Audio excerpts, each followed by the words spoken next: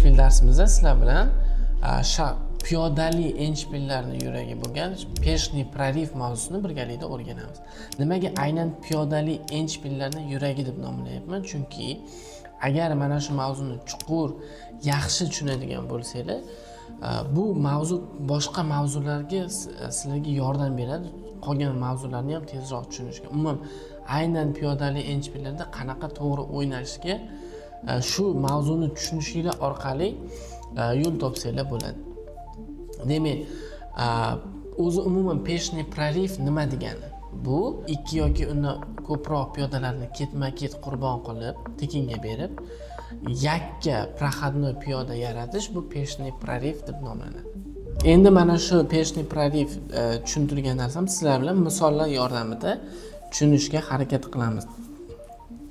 Bizani kuzatib turgan hamma kuzatuvchilarga, shaxmatga qiziquvchilarga eslatib o'taman. Har bir videoni o'sha ketma-ketlikda ko'rganinglar sizlarga juda ham katta foyda olib keladi. Keyin yana bir narsa, o'sha videoni ko'rdinglar, tushunmagan joyinglar bo'ladigan bo'lsa, bemalol izohlarda o'z fikringlarni qoldirib ketinglar va qo'ldan kelgancha sizlarga tushunmagan joyinglarni o'sha joyda berishga yoki Telegramda qo'shimcha ma'lumot berishga harakat qilaman. Xo'p, demak, birinchi pozitsiyamiz sizlar bilan juda ham oddiy pozitsiyadan boshlaymiz. Bizda ikkita piyoda bor. Raqibda aytida bitta piyoda. Karolimiz B4da, qoralarning karoli bo'lsa D5 xonasida. Yurish oqiladan. Oqila mana shu pozitsiyada piyodali peshni proriv dan foydalanib, ya'ni bir nechta piyodani tekinga berib vaziyatni yutadi. Hozir birinchi o'ylab ko'ringlar, qanaqa imkoniyatinglar bor bu yerda. O'zi agarda biz faqatgina piyoda bilan yuradigan bo'lsak, ikkita imkoniyatimiz bor. Yoki A6 peshkasini sura olamiz, yoki B6 piyodasini sura olamiz.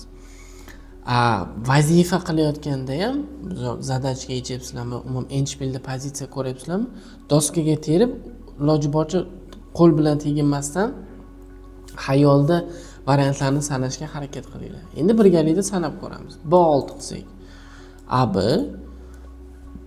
agarda A6 piyodani oldinga yuradigan bo'lsak, karol C6 qilib, o'tgan darsimizda o'tgan mana shu yerda mana bir-biriga qo'shiladi mavzularimiz. Shuning uchun aytaman, do'stlar, qolgan mavzularni ham o'rganishingiz shart. Agarda A6 qilgandan keyin piyodani kvadratiga kirishimiz uchun, ya'ni piyodani to'xtatishimiz uchun karolni C6 xonasiga yurishimiz kerak bo'ladi. O'shanda vaziyat durang bilan yakunlanadi. Agarda shunchaki B6 yurishini amalga oshirsak. Endi birinchi navbatda A6 muhim bo'lgan piyodani oldinga suramiz. Raqibni shohi qayerga yurishidan qat'iy nazar biz piyodamizni qurbon qilamiz, ya'ni tekinga beramiz. B6 agarda C6 keladigan bo'lsa piyoda uramiz, farzinga chiqib ketadi. Agarda piyodamizni B6 piyodani oladigan bo'lsa, A7 yurishidan keyin piyoda A8 farzinga chiqish imkoniyatiga ega bo'ladi. Bu birinchi oddiy o'sha mavzuni chuqurroq tushunishinglar uchun vaziyat. Endi sal qiyinlashtiramiz pozitsiyani. Shu o'rinda yana bir ma'lumot, bizning shaxsiy Telegram kanalimizda professional shaxmatchining ishlash jarayonlari, umuman professional ishlaydigan shaxmatchiga kerak bo'ladigan manbalar, vaziyatlar, umuman kerak bo'ladigan hamma ma'lumotlarni o'zim o'rganib sizlarga o'sha Telegram kanalda berib borishga harakat qilaman. Agarda qiziquvchilar bo'ladigan bo'lsa, pastdagi link orqali obuna bo'lishingiz mumkin. Ana endi sizlar bilan ikkinchi pozitsiyani birgalikda ko'rib chiqamiz. Bu pozitsiyada vaziyat ozroq qiyinroq bo'ladi.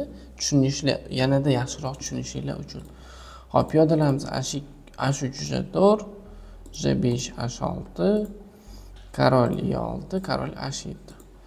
Mana shunaqa pozitsiya. Bu pozitsiyada oqlar peshni prorivdan foydalanib, ya'ni piyodalarni ketma-ket berishdan foydalanib vaziyatni yutish kerak bo'ladi. Buning uchun birinchi bo'lib biz birinchi mavzuni esga olamiz, ya'ni oppozitsiya mavzusini.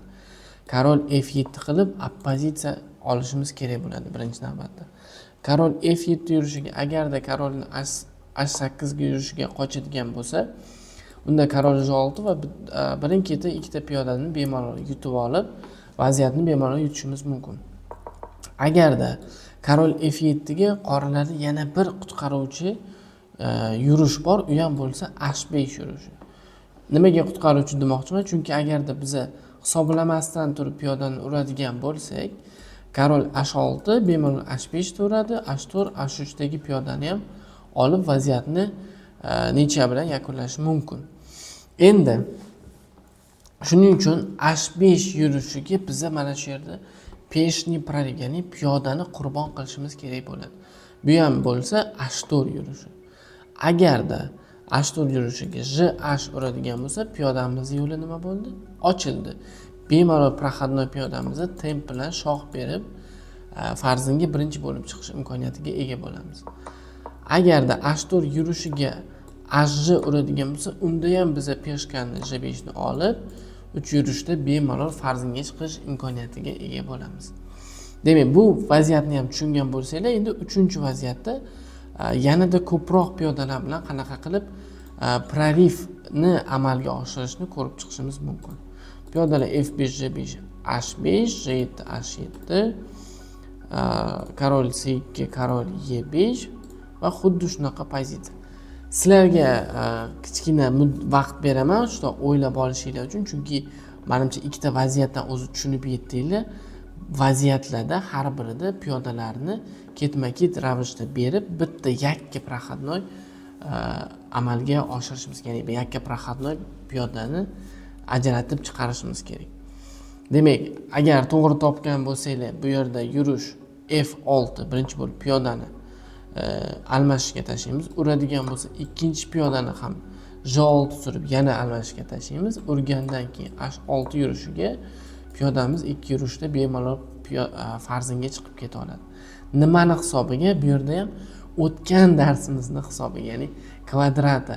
Mana shu yerda kvadratni bilmaganimizda biz piyodalarni tekinga berib farzinga chiqish imkoniyatini tushunmagan bo'lar edik. Ya'ni H6 dan keyin piyodani kvadrati mana bu.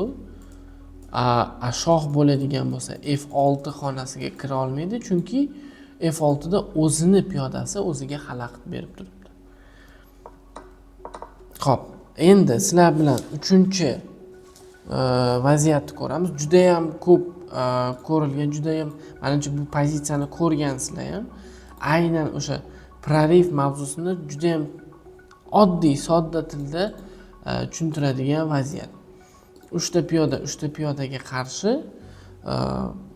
karollar, lekin piyodalardan uzoqda. Mana shu vaziyatda yurish oqlardan bu yerda prorivdan foydalanib biz qanaqa qilib piyodani yakka farzinga chiqish imkoniyatiga ega bo'lamiz. Demak, u ham bo'lsa birinchi bo'lib markaziy piyodani oldinga suramiz. B6 yurishi. Agarda CB uradigan bo'lsa, A peshkani beramiz. Ya'ni C ni qarama-qarshi piyodasini tekinga beramiz. Buni urishga majbur, chunki urmasdan boshqa yurish qiladigan bo'lsa, farzinga bemalol chiqib ketadi piyoda. Lekin uradigan bo'lsa, unda C piyodamiz yakka proxodnoy piyodaga aylandi va bu piyodamiz bemalol farzinga chiqib ketish imkoniyatiga ega bo'ladi. Endi mana bu yerda sizlarda savol tug'ilishi mumkin. B6 yurishiga C emas A peshka bilan uradigan bo'lsa, unda biza A peshkani qarama-qarshisi bo'lgan, ya'ni bu tomonda turgan C peshkani beramiz. Urgandan keyin bu A dagi piyodamiz proxodnoyga aylanib farzinga chiqib ketish imkoniyatiga ega bo'ladi. Demak, prorivni tushungan bo'lsanglar, bir nechta piyodalarni biz raqibga berib, yakka farzinga chiqadigan piyodaga erishishimiz kerak bo'ladi. Xo'p, 3-chi yana bir muhim pozitsiyalardan biri, misol uchun bu vaziyatda juda ham qiyin u narsani tushunib yetish, ya'ni bu piyodani berish ko'pchilikni xayoliga kelmaydi. Mana shu vaziyatda hozir ko'rsataman sizlarga. 3 ta piyodaga qarshi 2 ta piyoda, shoh J6 da piyoda H6 da va yurish bu vaziyatda oqlardan. Oqlar mana shu yerda prorivni amalga oshirib, ya'ni bitta kerakli bo'lgan piyodani tekinga berib, piyodani proxodnoyga aylantirish kerak. Nima deb o'ylaysizlar? Aynan qaysi piyoda bu? Bu piyoda ko'rib turganinglardek C piyodasi, buni ikkita surib piyodani farzinga chiqish uchun oldinga yuramiz. Lekin bilganinglardek kesib olish degan narsa bor shaxmatda, взятие на проходе. Ya'ni qachonki raqibni piyodasi aynan ikkita yurib bizani piyodamiz yo'lini kesib o'tsa, biz u narsani piyoda bilan olishimiz mumkin. Endi urganidan keyin shoh E3 bu yurishga qoralar shoh G5 yurishni amalga oshiradi va biz A4 yurishni amalga oshiradi. Ya'ni keyingi piyodamizni ham tekinga beramiz. G4 oladi va uchinchi muhim bo'lgan, ya'ni proxodnoy piyodani yaratishimiz uchun muhim bo'lgan prorив bu B4, ya'ni B4 yurishni amalga oshiramiz. Urgandan keyin mana shu yerda oson hisoblashni biz sizlar bilan o'rganganmiz. Piyodaga raqibni shohi yetib oladimi yo'qmi? Demak, yetib ola olmaydi, chunki piyodani kvadrati mana ko'rib turganinglardek mana bu ko'rinishda shoh u kvadratdan tashqarida turgan hisobiga bunga yetib ola olmaydi va biz piyodamizni oldinga suramiz. Endi savol tug'ilishi mumkin. Oq qoralarda ham 3 ta piyoda bor, ular ham piyodalarni birin-ketin sursachi deb savol berishingiz mumkin. Unda agar qoralar bu 3 yurishni amalga oshirsa, korol D3 yurishidan keyin biz peshkaga hujum qilamiz. Agar B2 surilsa, shoh C2 qilib piyodalarni birinchi navbatda to'xtatib olamiz. Bizani piyodamiz esa hech qanaqa shoh ham, hech qanaqa piyoda ham to'xtatib qola olmaydi. Demak, bugungi sizlar bilan ko'rgan mavzumiz juda ham muhim bir mavzulardan biri hisoblanadi. Chunki peshni prorив ana shunday piyodalarni qurbon qilishni yaxshi tushuna olgan o'yinchi aynan piyodali inchpellarni qanday o'ynashni bemalol tushunishi mumkin. Bu vaziyatda biz kamroq vaziyat ko'rdik, pozitsiyalarni ko'rdik. Shunga qaramasdan sizlarga tushunarli bo'ldi degan umiddaman. Agarda vaziyatlar, qo'shimcha vaziyatlar albatta bizning o'zimizning Telegram kanalimizda tashlab boriladi va o'shandan keyingi vaziyatlarni ham ko'rib, yaxshilab bu mavzuni chuqurroq tushunib olishingiz mumkin bo'ladi.